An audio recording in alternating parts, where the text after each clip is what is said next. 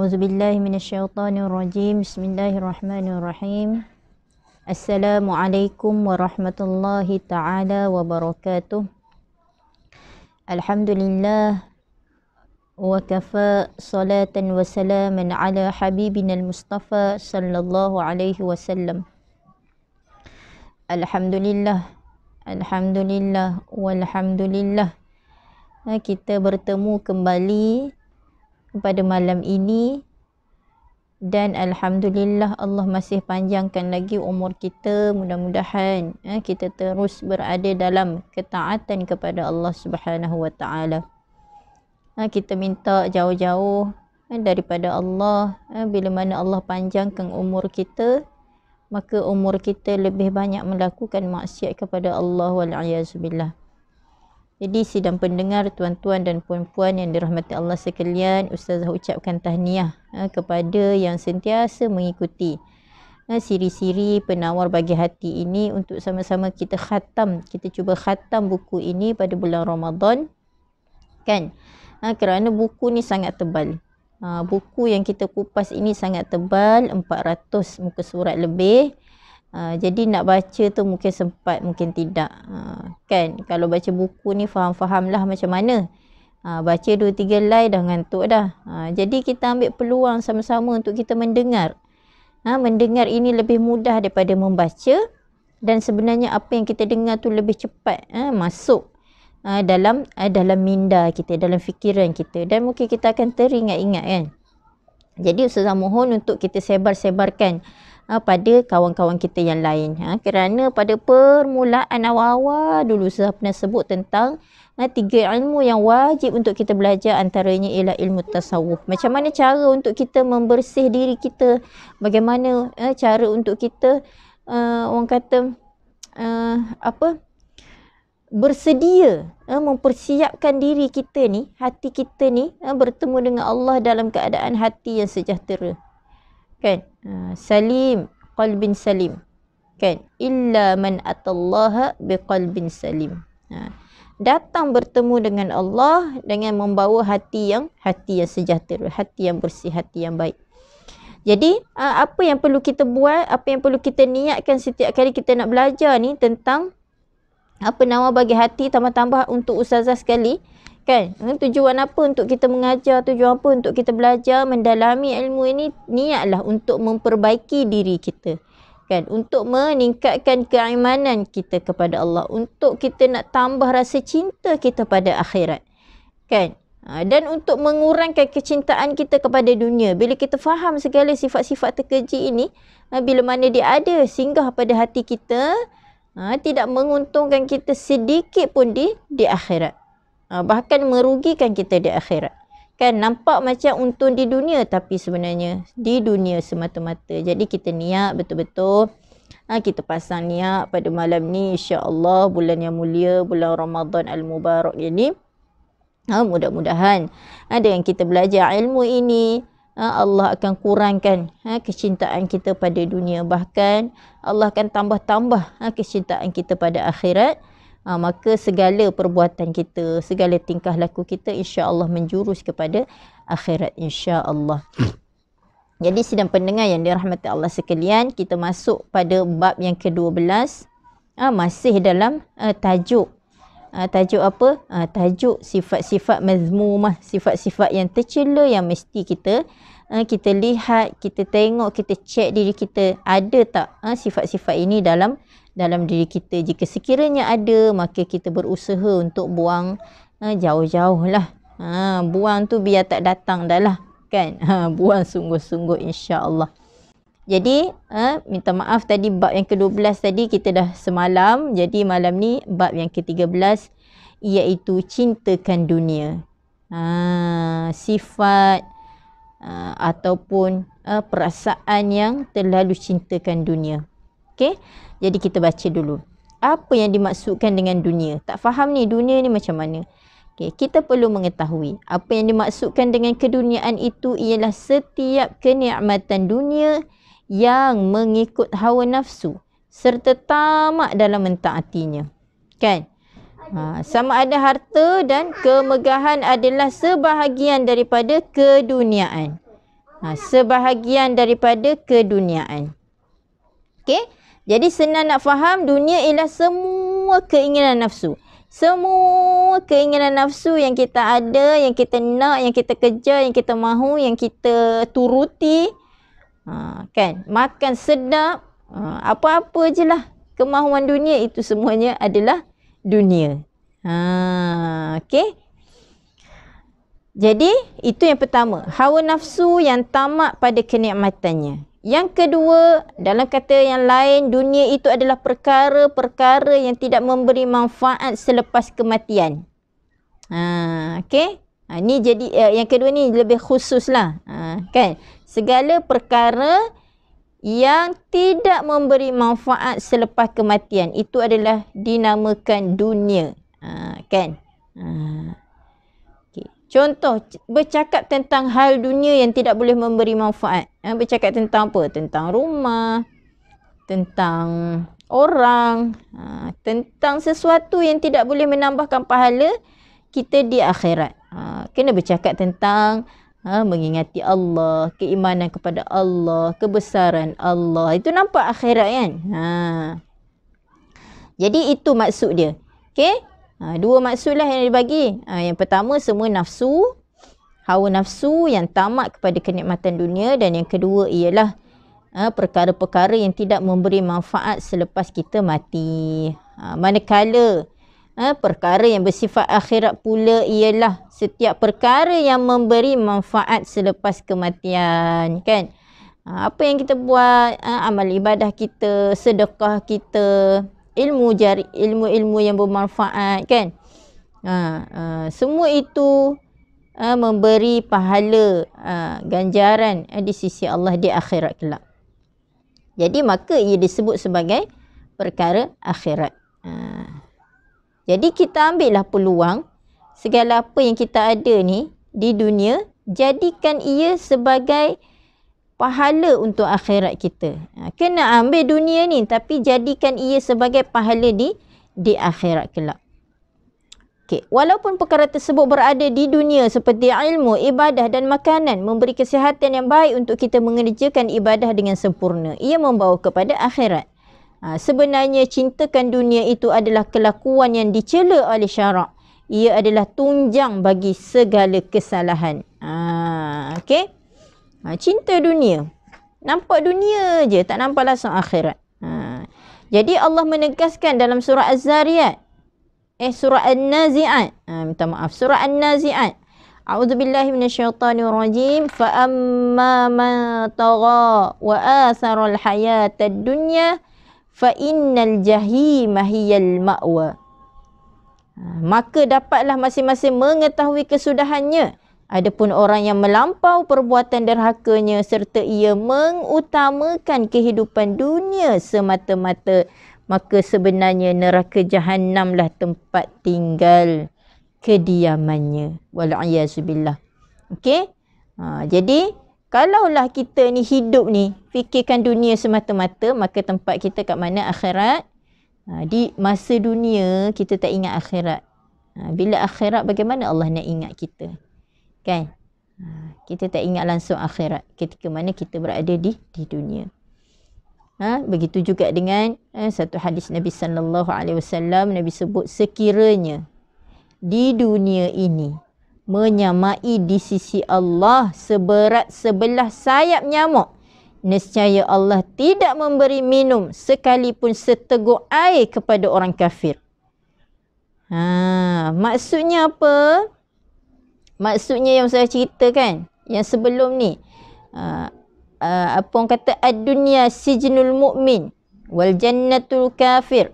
Dunia ini merupakan penjara bagi orang mukmin dan syurga bagi orang kafir. Kenapa Allah bagi? Allah bagi. Sebab samalah ni. Boleh sambung dengan hadis ni. Jika sekiranya dunia ini menyamai sebesar sayap nyamuk. Sayap nyamuk boleh timbang tak? Berat mana sayap nyamuk? Sayap sebelah tu. Kan? Nescaya Allah tidak memberi minum sekalipun seteguk air kepada orang kafir. Nak ceritanya, di sisi Allah, pada pandangan Allah, dunia ini tak ada nilai sehabuk pun. Sebab tu Allah boleh bagi apa saja yang yang Allah nak bagi kepada orang-orang kafir. Kan? Diumpamakan seperti sayap nyamuk tadi tu. Kecil je. Apatah lagi sayap nyamuk tu. Kan? Kalau yang lebih besar lagilah tak ada nilai. Kan? Perumpamaan Jadi ianya dunia ini hanyalah satu laluan untuk kita berjalan menuju ke negeri akhirat kita. Okey. Jadi bila dengar hadis ni, fahamlah kita bahawasanya nilai dunia di sisi Allah itu nak kata bukan banyak mana, tak ada nilai sedikit pun. Fikir-fikirlah kita, insya-Allah. Tuan-tuan, puan-puan, kita berehat seketika. Kita sambung selepas ini.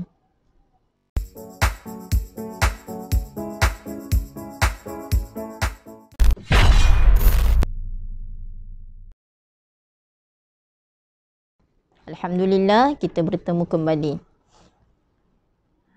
Dalam hadis yang lain juga Nabi sebut tentang ayat yang saya dah baca awal tadi.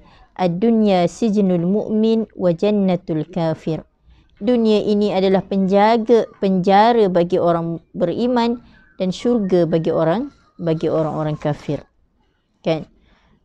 Dan Nabi Muhammad sallallahu alaihi wasallam bersabda lagi, yang mana hadisnya berbunyi, ad-dunya mal'unatun wa mal'unun ma fiha illa zikrallahi wa ma walahu wa aliman wa muta'alliman.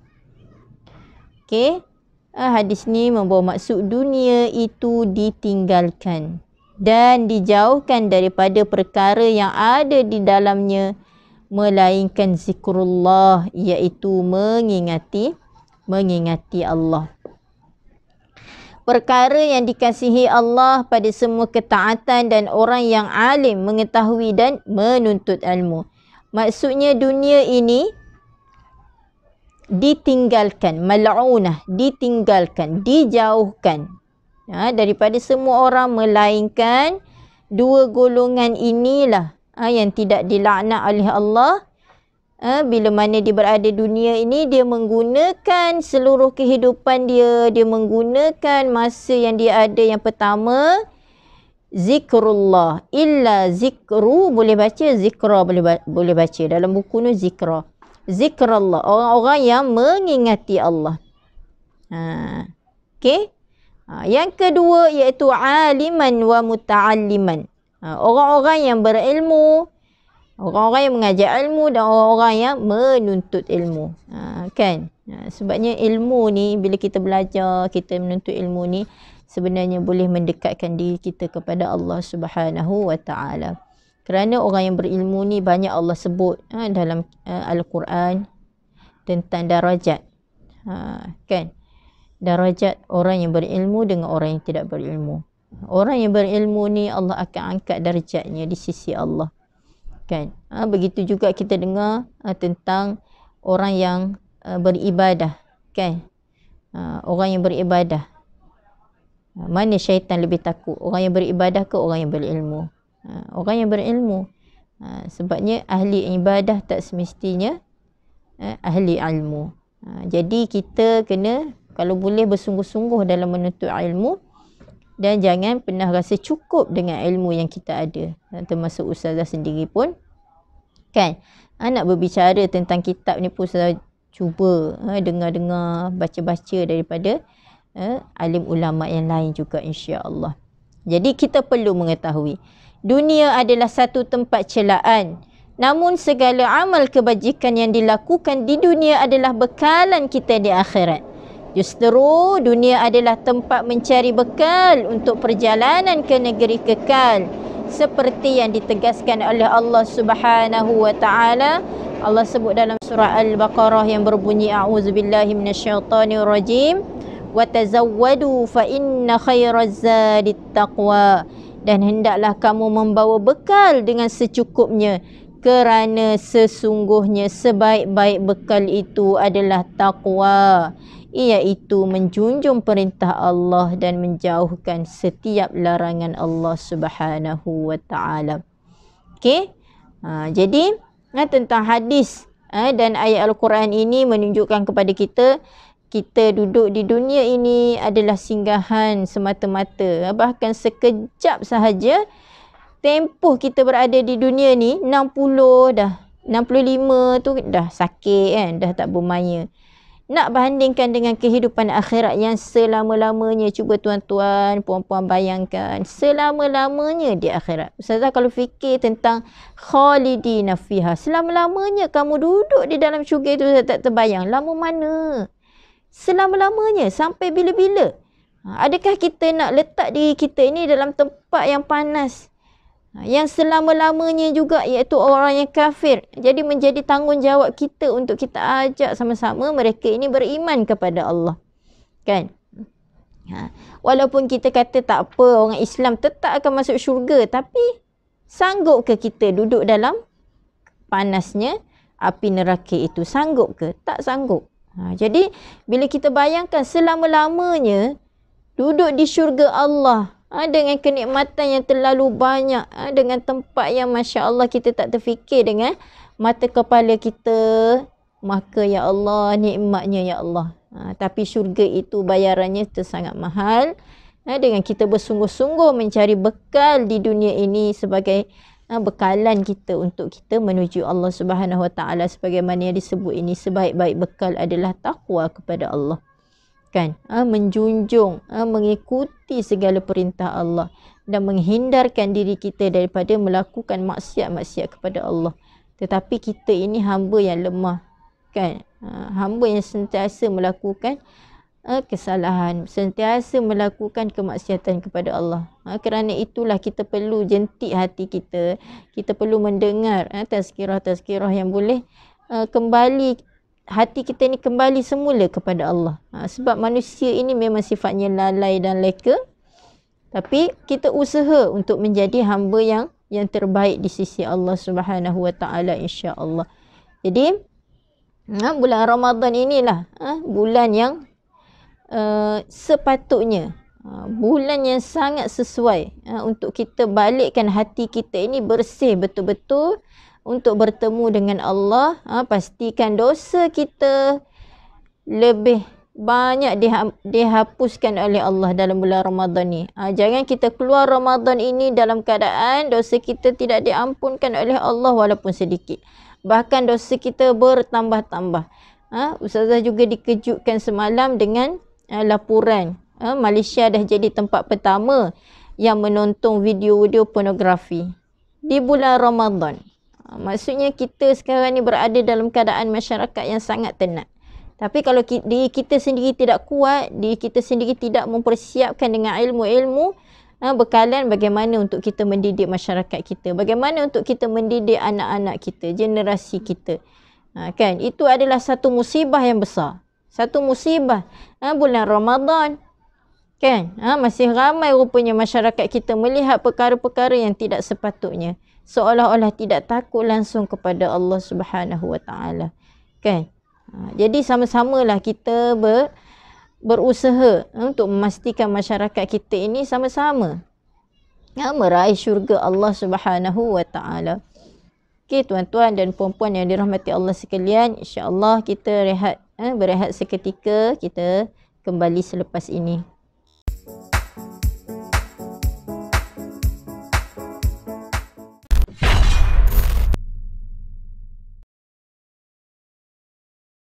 Alhamdulillah, kita bertemu kembali. Sidang pendengar yang dirahmati Allah sekalian.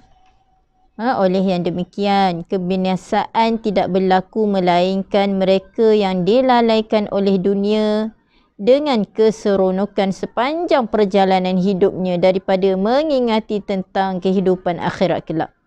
Seperti seorang yang bermusafir di dalam hutan bersama orang ramai, maka dia melihat buah-buahan dan bersungguh-sungguh memakan buah itu sehingga ditinggalkan oleh kaumnya.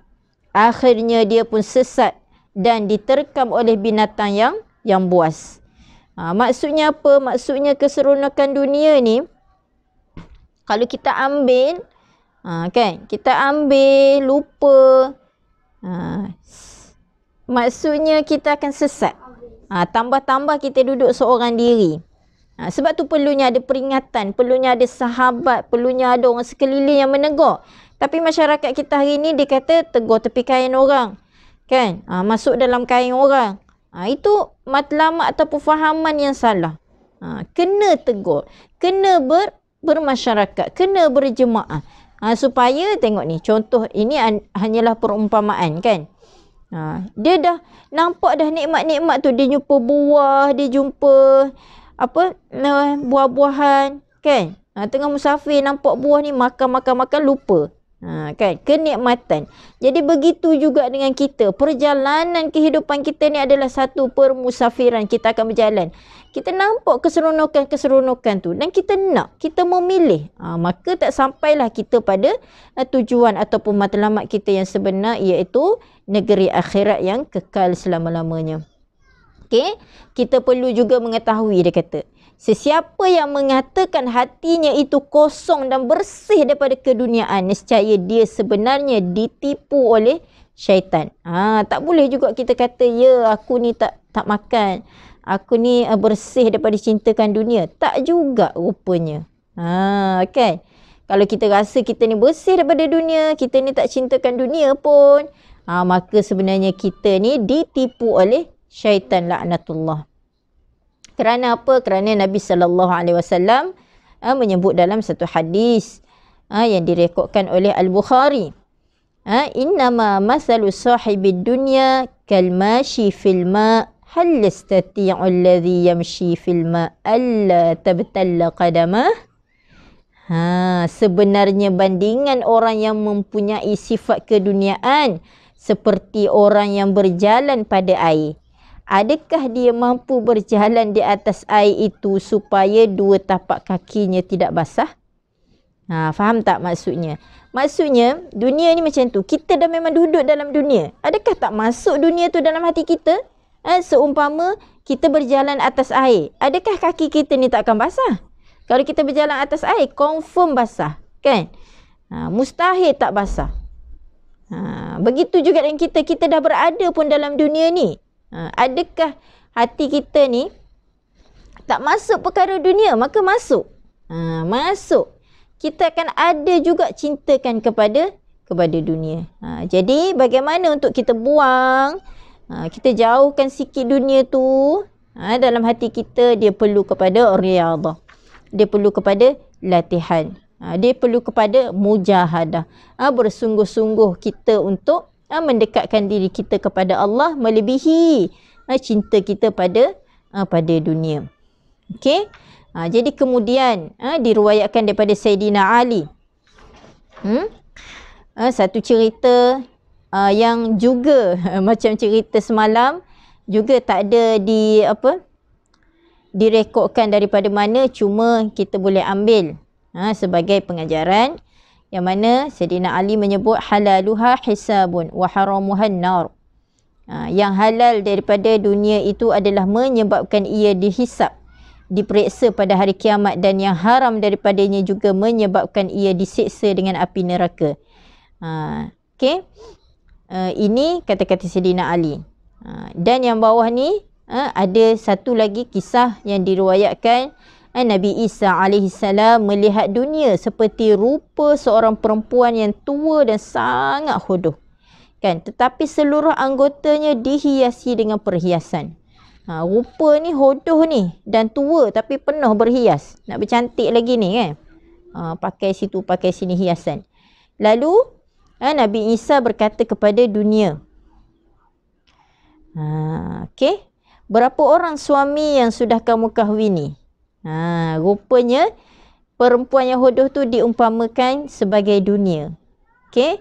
Perempuan yang hodoh itu diumpamakan sebagai dunia. Jadi Nabi Isa bertanya, berapa orang suami yang sudah kamu kahwini? Ni juga perumpamaan jangan rasa pening saya cerita ni. Perumpamaan dunia ini sebagai seorang perempuan yang tua dan sangat hodoh tetapi penuh dengan perhiasan. Lalu Nabi Isa bertanya, berapa orang suami yang sudah kamu kahwini? Maka dunia itu menjawab, aku tidak dapat menghitungnya. Maka baginda berkata, adakah mereka menceraikan kamu ataupun kerana mereka mati? Maka dunia berkata, bahkan aku merosakkan mereka sekalian. Nabi Isa berkata, aku tercengang melihat sekalian suami yang masih tinggal bersama. Mengapakah mereka tidak mengambil teladan dengan sekalian suami kamu yang terdahulu? Faham tak cerita dia? Maksudnya dunia ini telah merosakkan kita. Kan? Sebelum kita mati, kan dia tanya, menceraikan kamu atau kerana mati kan berpisah? Tak, bahkan aku yang merosakkan mereka sekalian. Dunia ini boleh merosakkan kita. Okay? Dunia ini boleh merosakkan kita. Keseronokan-keseronokan yang kita ada itu boleh merosakkan kita. Bila mana kita tidak berusaha langsung untuk mengingati akhirat. Untuk mengingati bekal kita, mencari bekal untuk mengingati tempat kita yang sebenarnya. Selama-lamanya di mana? Maka kita memilih keseronokan-keseronokan dunia ini. Kita rasa dunia inilah tempat kita selama-lamanya. Harta itu adalah harta kita selama-lamanya. Pangkat itu adalah pangkat kita selama-lamanya. Anak itu adalah anak kita selama-lamanya. Tanpa kita mengembalikan semua yang kita ada pada hari ini di dunia ini kepada Allah Subhanahu Wa Taala, pemilik segala yang memiliki apa yang ada di dunia dan di akhirat ini. Jadi tuan-tuan dan puan-puan yang dirahmati Allah sekalian, bagaimana kita nak cek dunia ini ada ataupun tidak dalam hati kita, ataupun tebal ke nipis. Kita lihat sahaja kepada bagaimana bila mana Allah menguji kita, sesuatu nikmat yang Allah tarik semula daripada kita. Adakah kita bersedih? Adakah kita ni meratap, menangisi sehingga melupakan Allah Subhanahu Wa Taala? Jika kita begitu, maka sebenarnya dunia bersarang sangat tebal dalam hati kita. Kan? Menangis itu tak salah, tapi meratapi itu salah, sehingga berlebih-lebih. Kenapa kita menangis? Kenapa kita sedih? Kerana kita ni adalah manusia ataupun hamba yang sangat lemah, yang memerlukan kekuatan daripada Allah Subhanahu Wa Taala. Tapi bila kita menangis berlebih-lebihan, kita meratapi segala-gala yang Allah uji itu dengan secara berlebih-lebihan, maka di situlah nampaknya kita, hati kita ini lebih dan lebih pada dunia berbanding dengan akhirat, berbanding Allah Subhanahu Wa Taala. Jadi tuan-tuan dan puan-puan sidang pendengar yang dirahmati Allah sekalian, insya-Allah kita sama-sama cuba untuk buang sifat-sifat yang tercela ini daripada diri kita. Mudah-mudahan Allah bantu, dan ini merupakan salah satu usahalah kita mempelajari buku penawar bagi hati ini untuk kita didik hati kita menjadi hati yang tunduk dan khusyuk hanya kepada Allah Subhanahu Wa Taala. Ustazah kira sampai sini sahaja untuk sesi ini. Apa-apa yang baik itu daripada Allah dan kurang lemah daripada Ustazah sendiri. Aqulu qawli hadza. Assalamualaikum warahmatullahi taala wabarakatuh.